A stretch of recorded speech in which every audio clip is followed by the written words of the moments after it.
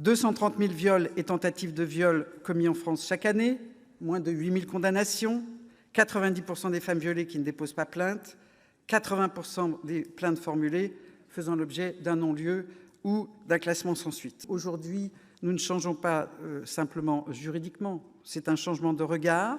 Nous passons d'une culture du viol où le corps de femme est considéré comme disponible à une culture du consentement où ni le silence, ni la peur, ni la sidération ne valent accord. Ce texte va donc inscrire ce qui aurait dû être une évidence.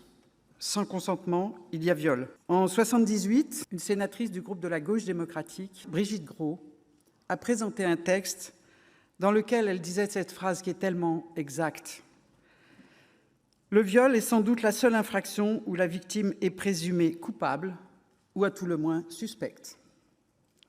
Le consentement va devenir au cœur de la définition du viol.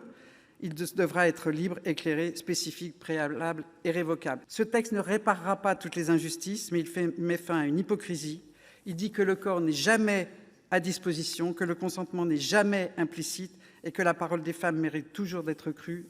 En l'adoptant, nous rendons hommage à Gisèle Pelicot, Anne Tonglet, Araceli Castellano et à toutes celles qui ont refusé le silence et à celles qui ont dû s'y résoudre. Nous leur devons cette avancée.